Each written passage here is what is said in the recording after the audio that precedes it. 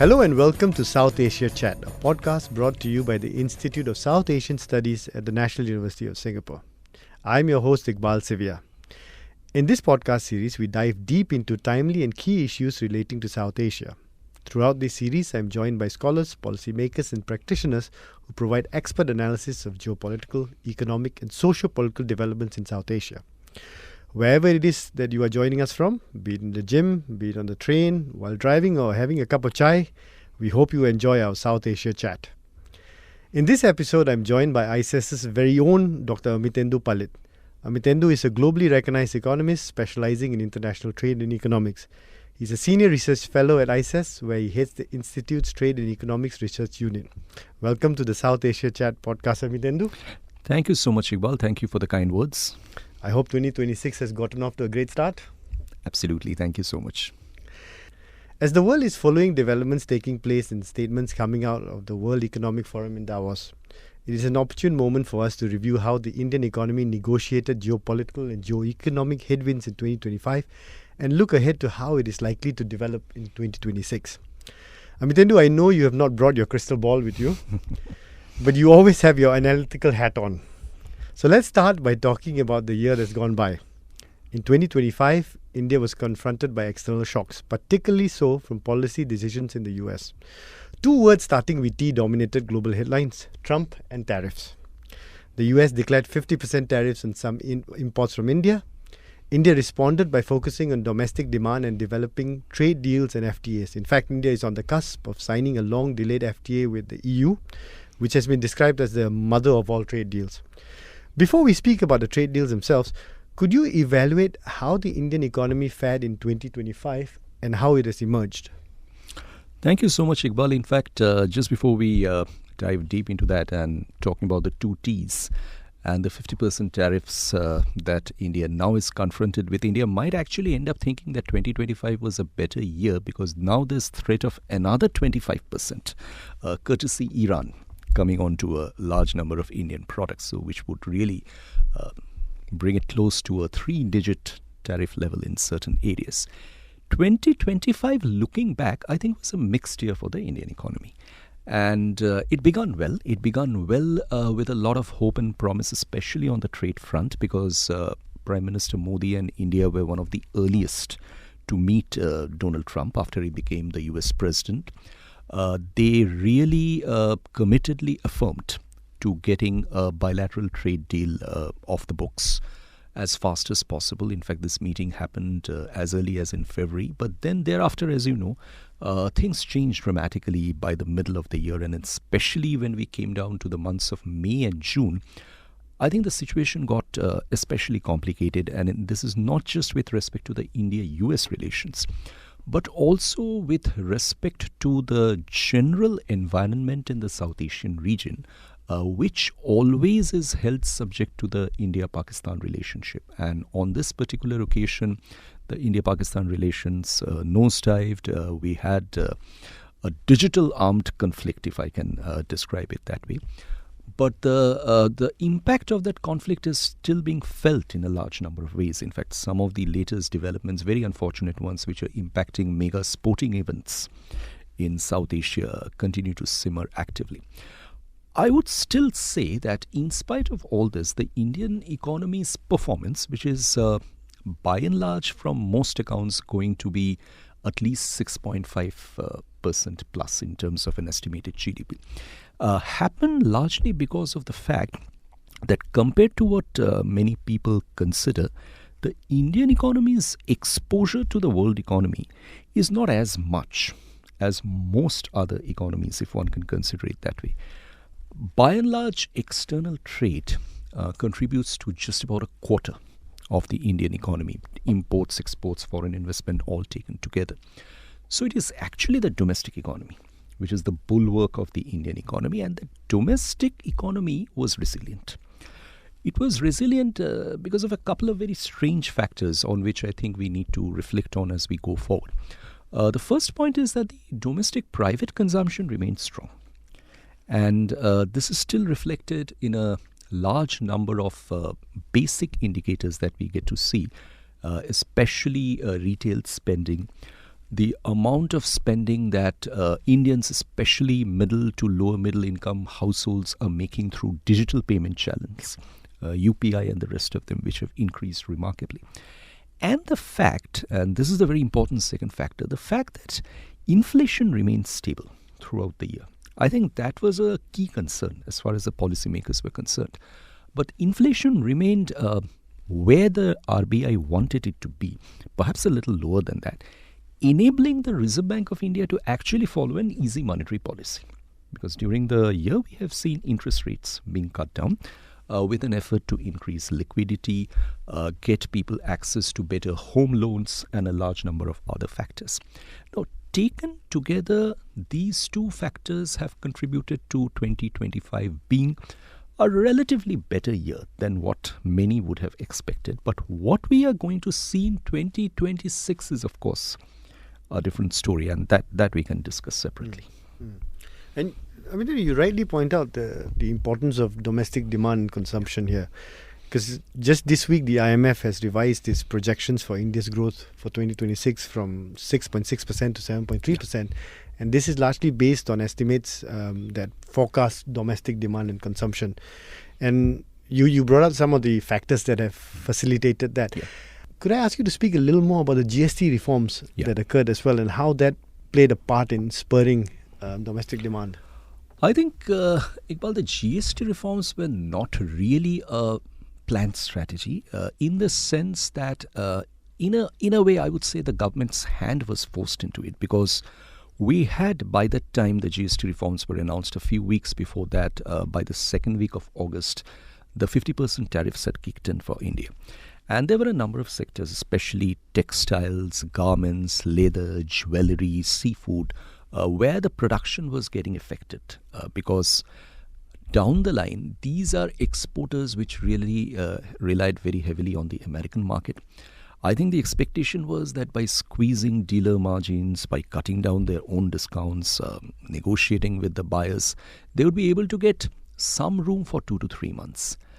But when production and orders come down for these sectors, they have a ripple effect down the economy because their own incomes decline, their consumption propensity declines.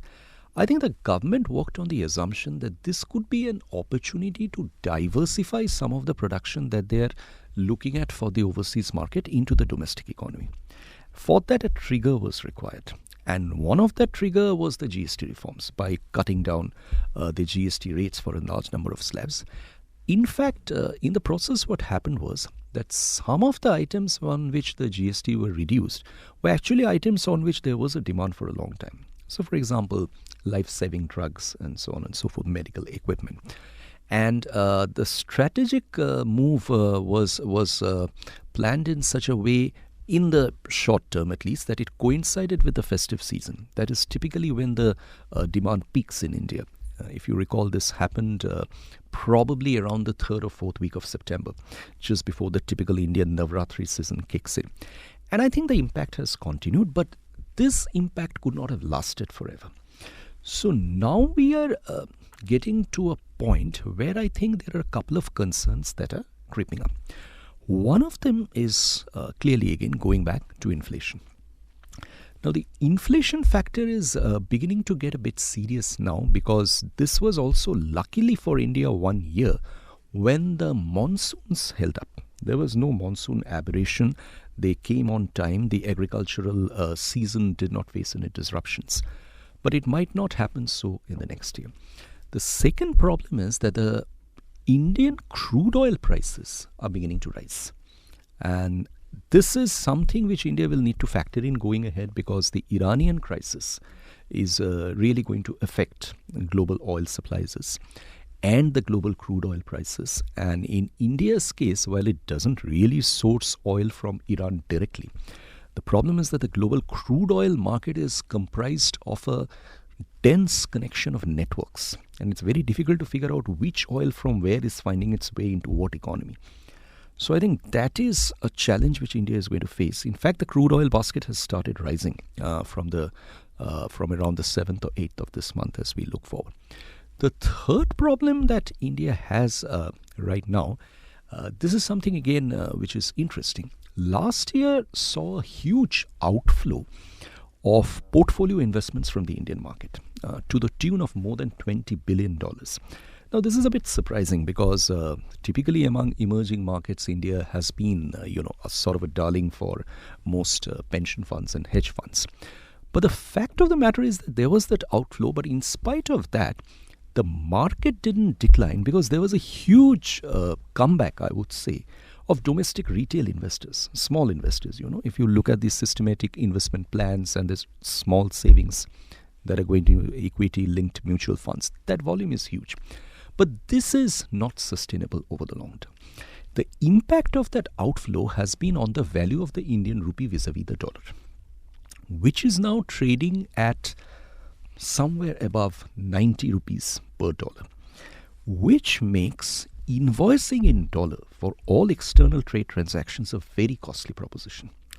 Now, this is where Indian exporters are hit on both sides because they are facing tariffs in the US market and the dollar has become very expensive. And going backward, this is now impacting all Indian external transactions, especially for Indian students wanting to go abroad, Indian tourists wanting to travel abroad, and even in terms of a large number of other imports from other countries which are voiced in dollars. So these all create a situation where the inflation might start rising.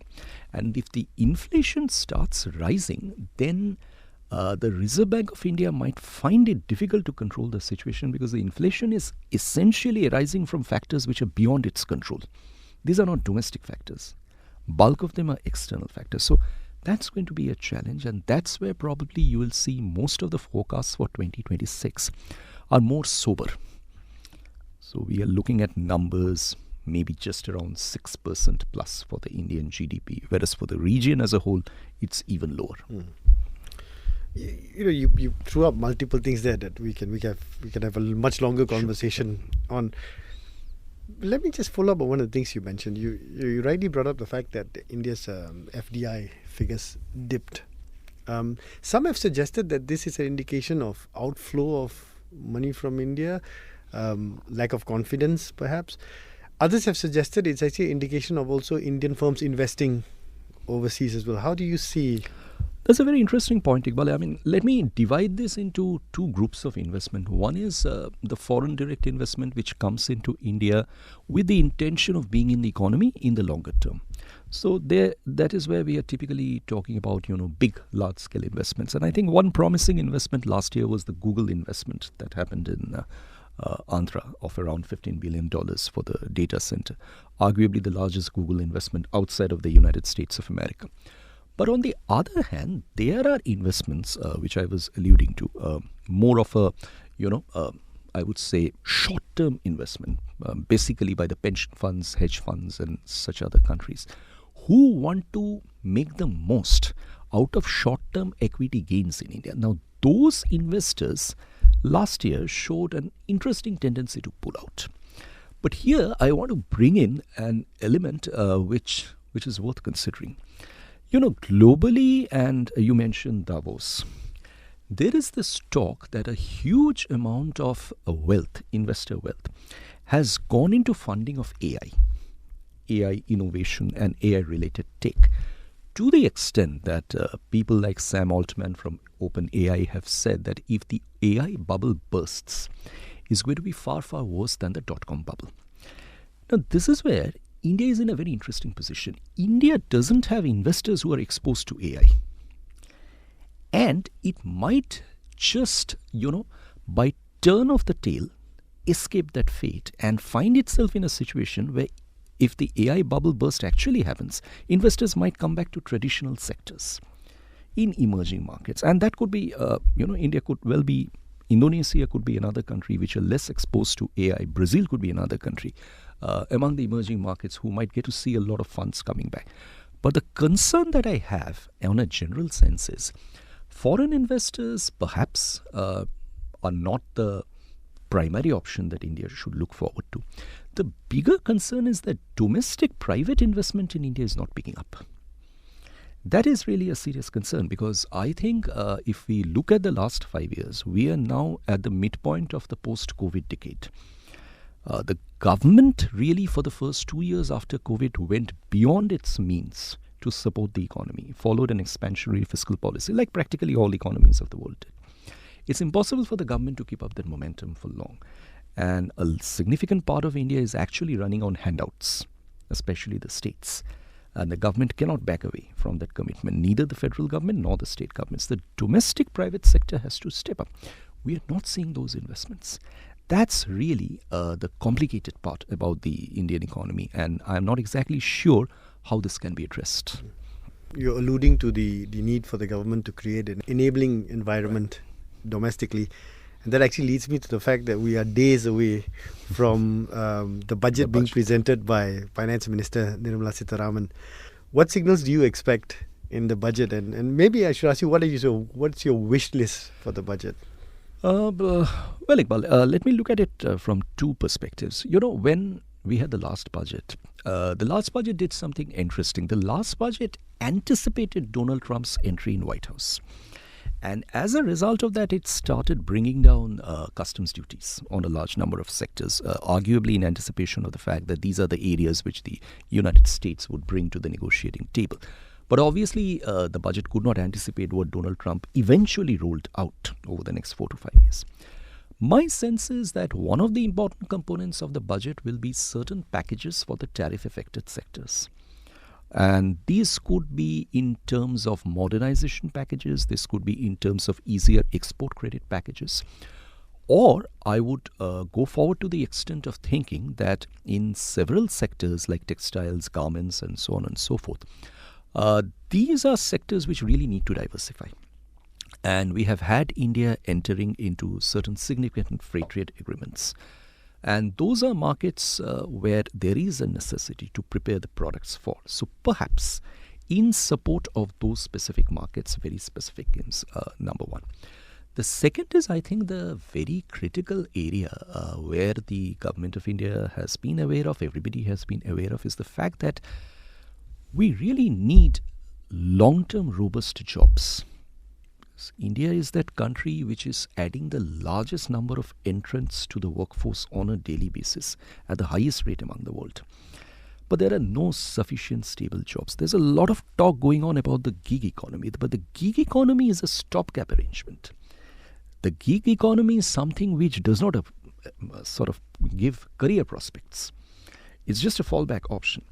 Now, there has to be those jobs which need to come in, and this is where India faces a peculiar situation. I think a significant part of the Indian economy is not exposed to the dangers of AI because they are relatively low-skilled jobs. But on the other hand, where it comes to the wealth-generating sectors, especially the tech ones, there's a lot of demand for skills who are literate in AI. And the premium for those people have just shot through the roof. And in fact, there's a global demand for them. I think this is where the Indian economy really needs to invest very heavily in skills and training. It cannot be a short-term solution. It has to be a long-term solution. I really hope that this is an area of priority which is significantly addressed. And the third point that I would like to mention is that one of the biggest downside risks to all growth that we are seeing in India is the climate.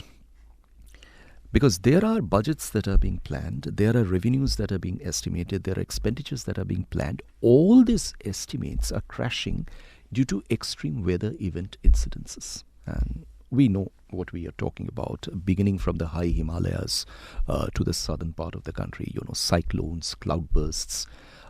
There are a significant number of day-to-day climate-related occurrences which are beginning to affect lives of people. It's very important that the federal government, in consultation with the state government, sets up a mechanism for addressing these events. And perhaps the time has come to separate a part of the treasury account to just management of the climate. It's something which cannot be wished away anymore. There will also have to be a number of global negotiations on these issues Absolutely. as well. Absolutely. Yeah. I think that provides an opportune moment for us to look at India's role in the international global economy as well. Now, you highlighted the sort of the drive to develop domestic demand, but there's also emphasis on India's part to diversify sources of imports its investment sources of investments, and as well as its markets as well. There's been a concerted effort to finalize free trade agreements, for instance, from New Zealand to the upcoming deal with the EU. How do you see India's position with regards to FTAs? It's a bit contrasting, Iqbal, because, India has been for the last 3 years showing a very proactive FTA strategy. It began from its signing an FTA with the United Arab Emirates, then going on to sign one with Australia. Then what I have described as the Ivy League FTA, that's the FTA with the UK, which really is a very modern, progressive 21st century FTA. And then eventually it looks like we're going to have the FTA with EU soon. And then, as you mentioned, New Zealand and Oman that have happened in between. But on the other hand, if you look at India's position in the WTO, that's completely contrasting. India continues to hold an unusually defensive position in the WTO on a large number of issues, and that has created some heartburn regarding India in the global community, especially when it comes to plurilateral agreements for which more than 100 WTO members have agreed, investment facilitation for development and so on and so forth. But India is somehow not playing ball on that, and WTO operates on consensus, so that's not really moving forward. Now, this sends a very mixed signal, and my interpretation of this is that India is basically handling FTAs from a geo-economic perspective. The WTO does not really yield itself as a platform for geo-economic levers. Bilateral FTAs do.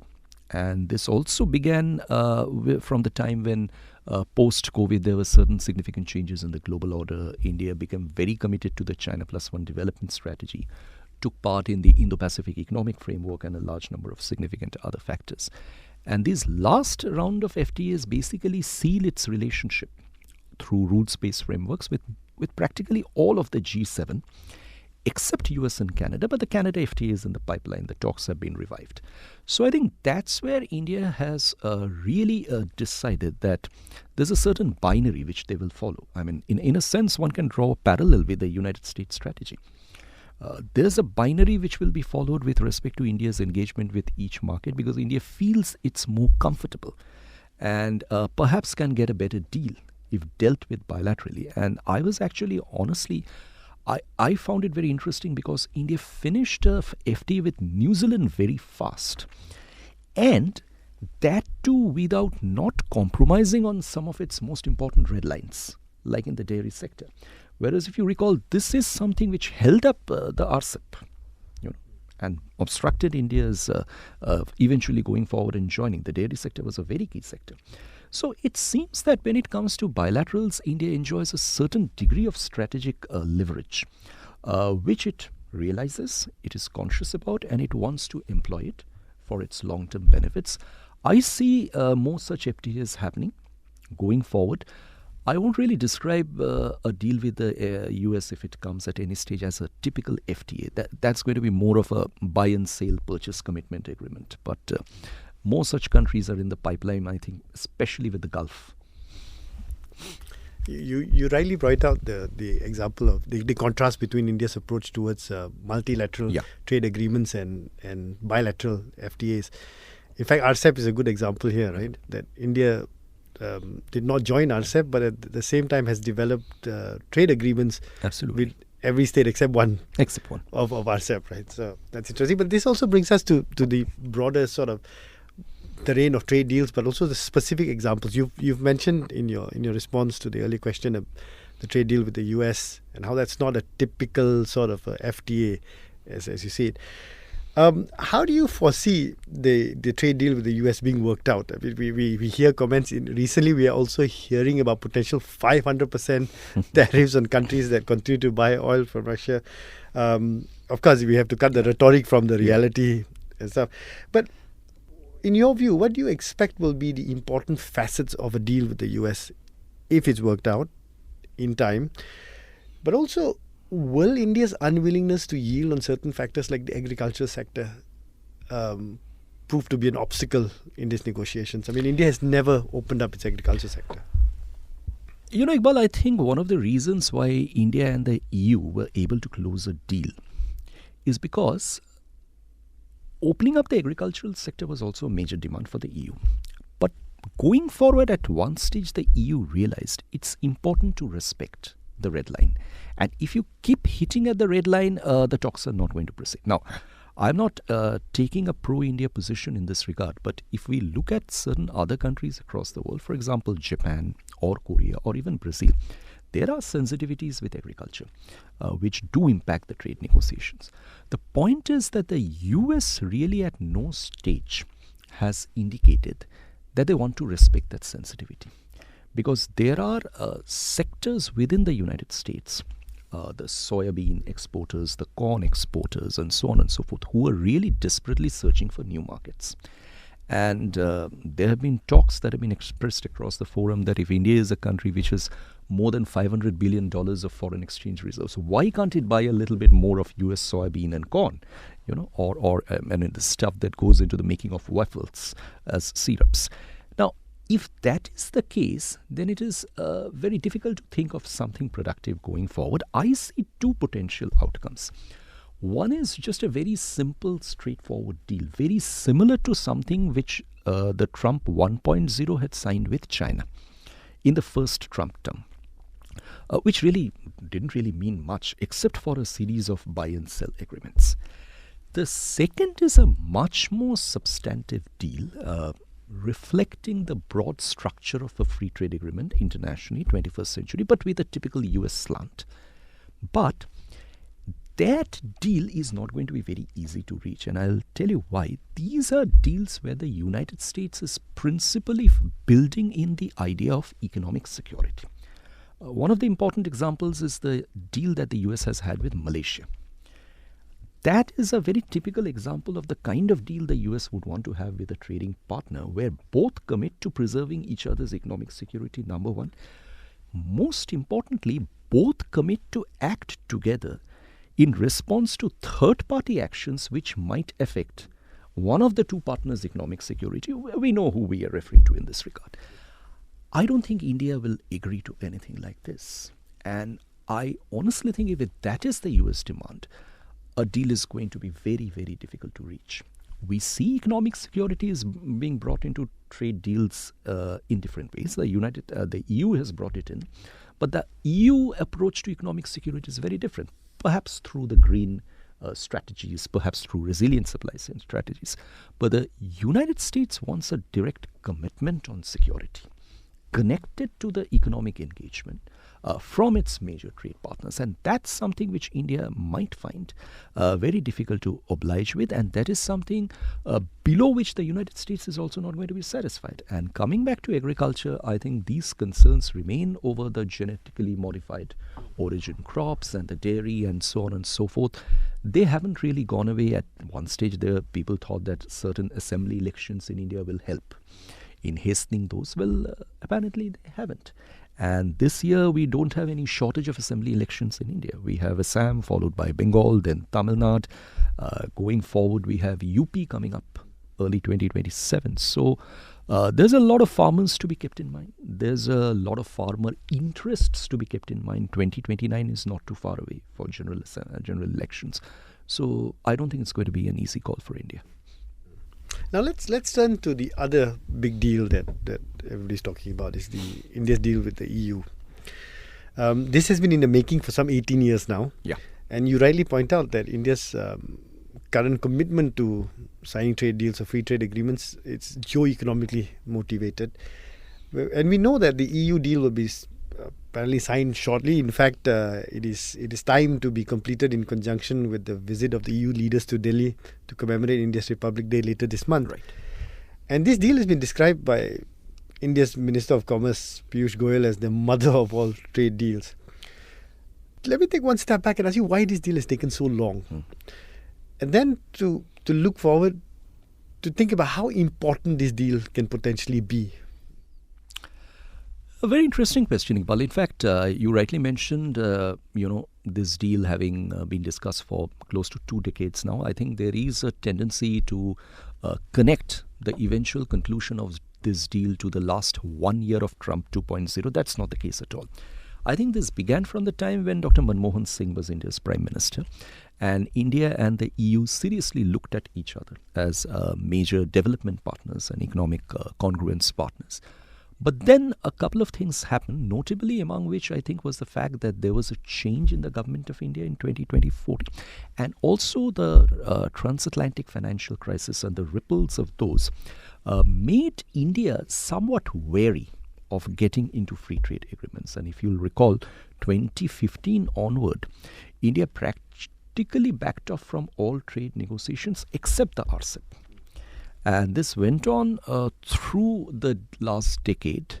Only after the COVID happened and there was a notable change in the alignment in the global order, including the global trade order, and the fact that India realized that enhancing strategic influence is very strongly connected to its approach on trade and the kind of market access it has in certain important economies.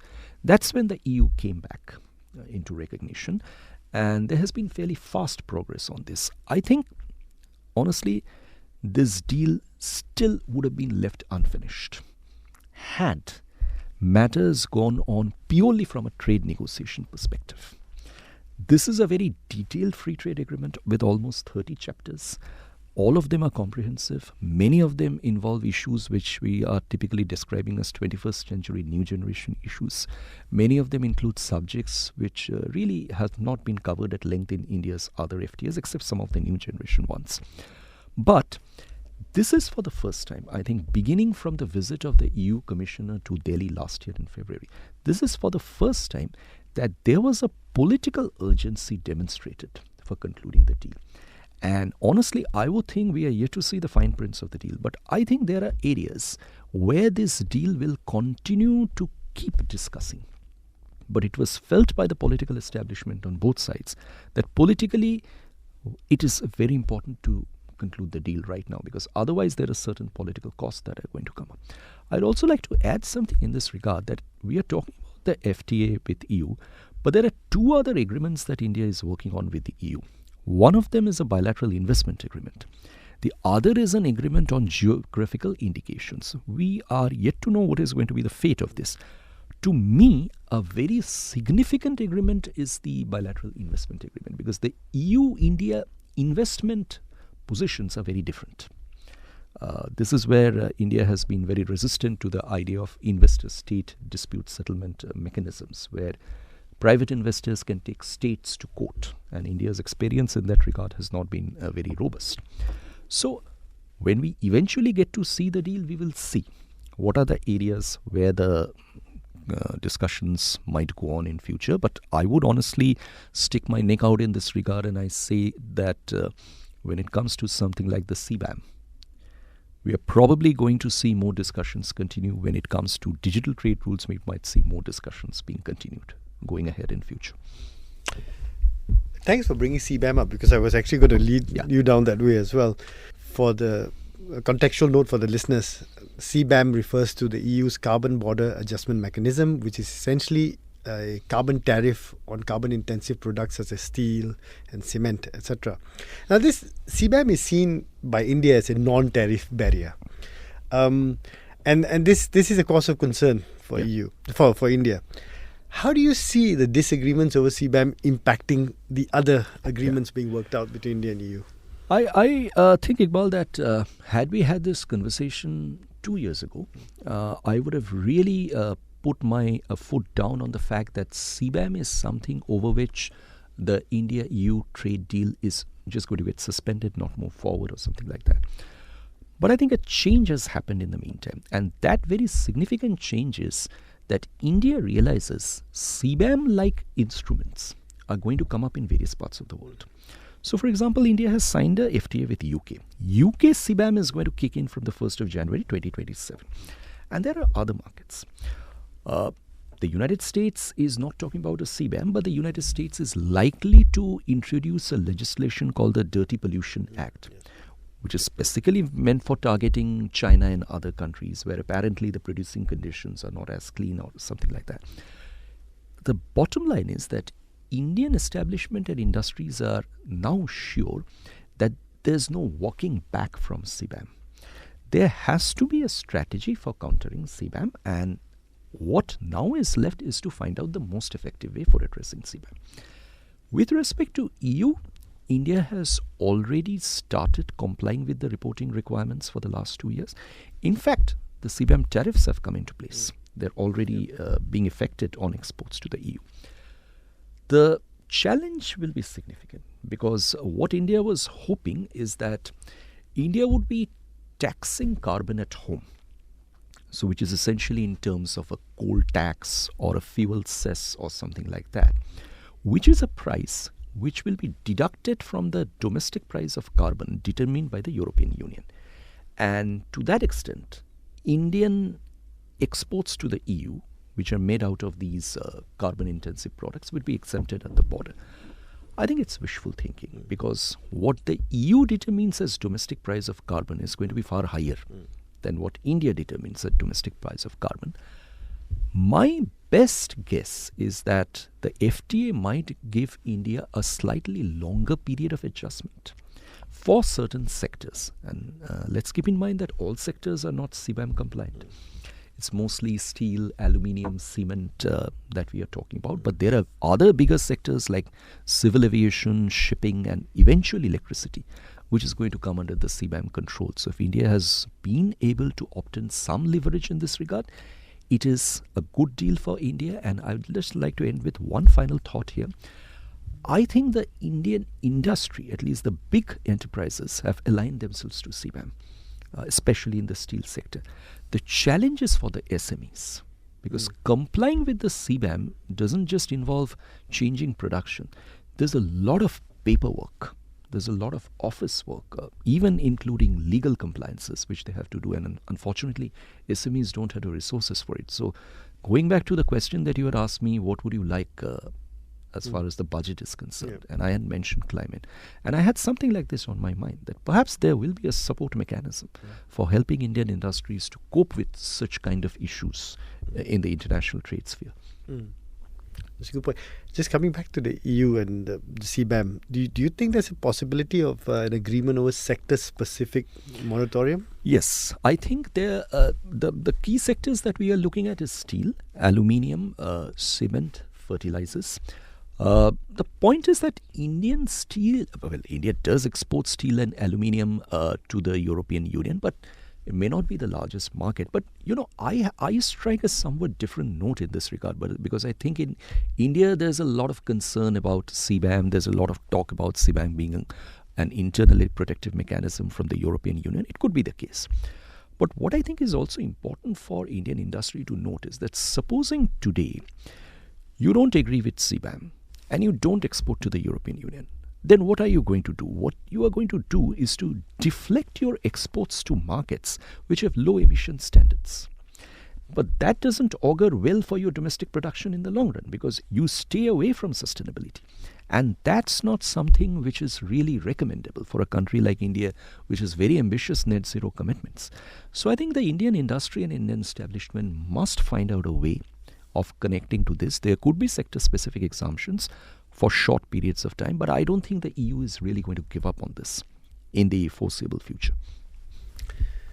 We started off by referring to the World Economic Forum. I want to end by going back to the World Economic Forum. There's been a lot of talk about AI and its impact on the economy and geopolitics, etc.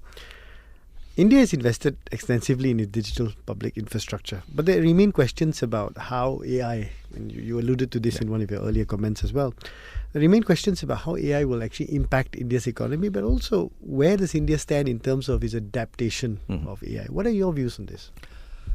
I think, honestly, India is still struggling to balance two sides of the story. On one side, there's a huge demand for India moving into the field of foundational AI, and especially give its resources a direction in investing, large language programs like the ChatGPT or the DeepSeek and so on. It involves huge costs. And we have seen how these programs have come up across the world. The United States tech sector, that's where the private sector has taken a lead. I mean, billions of dollars have flown into it. The DeepSeek has been China's response. We don't know how they managed to economize, but we know this much, that it is the Chinese industrial policy, and the state has played an enormously active role in this regard. The problem is that such kind of a position is being justified from the point of view of India's strategic ambitions, and especially the requirement of bringing in AI in Indic languages, indigenous languages. And I accept the point. The question is, does India have the resources for walking down that path? And this is where there's another interesting narrative that comes up, the contrasting narrative. The contrasting narrative is that instead of getting into foundational AI, why doesn't India focus on being a country which can adapt AI and its applications faster? In fact, it's very interesting, Iqbal, that the Microsoft's Global AI 2025 report brings out certain very interesting conclusions. It's not the United States which is leading in AI adaptation, nor China. It's UAE, followed by Singapore. And that actually shows the ability of these countries to bring their populations closer to AI adaptation without getting into this very specific race of strategic tech rivalry. The question is, does India want to follow that path? Well, there are issues that are being proposed over the question of AI sovereignty and tech sovereignty. You might be held hostage to the LLM applications.